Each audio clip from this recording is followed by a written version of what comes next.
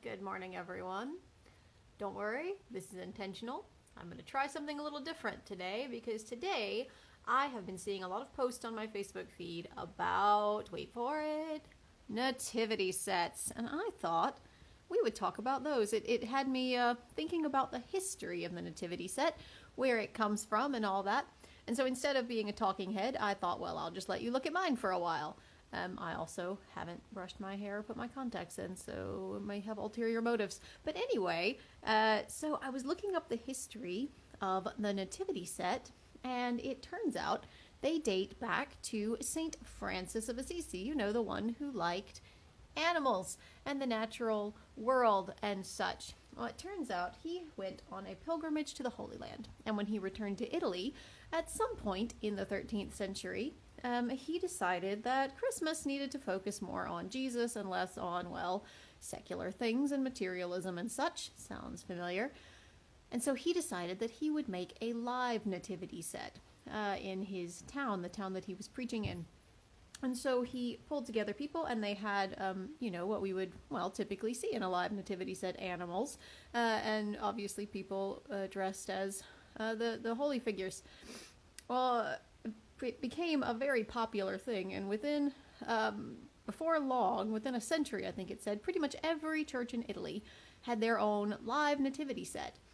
Well, over the years, the live nativity sets turned into statues or other figures, and slowly but surely made their way into the homes of the wealthy people, and then into the homes of the, well, everyday people, pretty much.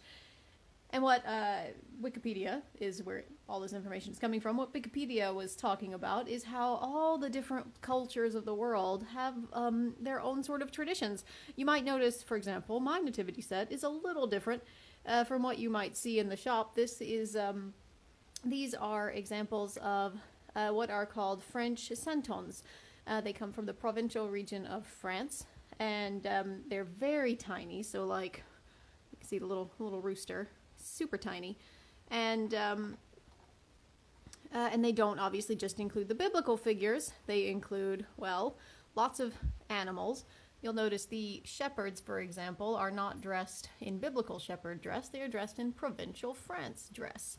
And what I love about this sort of nativity set is that there are literally hundreds of figurines you can collect, and they include people from all different aspects of village life. And so I just got this little lady today, and she is, I think she's meant to be knitting or something, but sitting on a little bundle of sticks. Clearly not someone you'd maybe expect in the biblical story. But as you add figures to your collection, it then represents Christ coming into the everyday world, and all of these people gathering together around the manger. And there's loads of different cultural ways to highlight the nativity in that way. If you've been following the concert, Pusada, the journey of the nativity from door to door, that's another way in Latin America that the nativity is remembered at this time of year. And I'm sure you have your own thoughts about it. And actually, I was going to read to you one of the interesting traditions that I had not heard of, but I am now very curious about.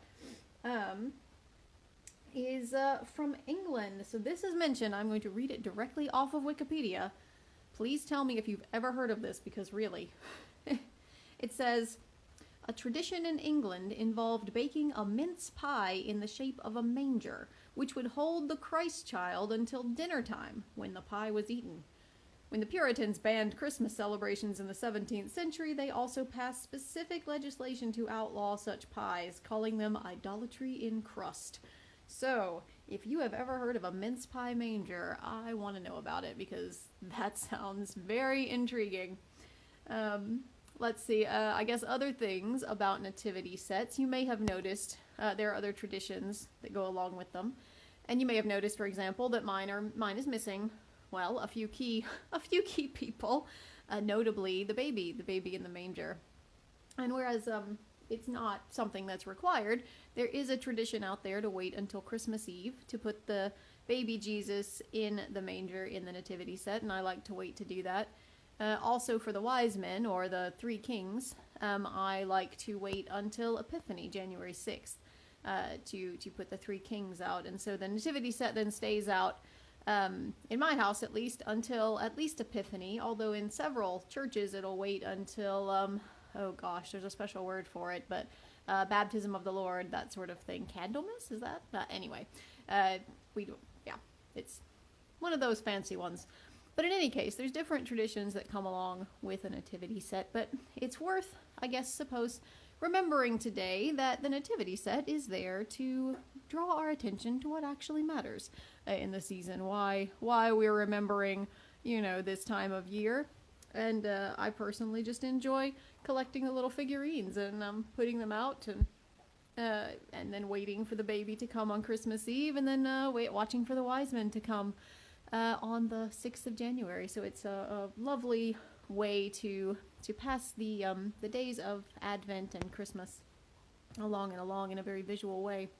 So today, I want you to think of your own nativity set memories. Perhaps you have one that's been special to you or that you remember.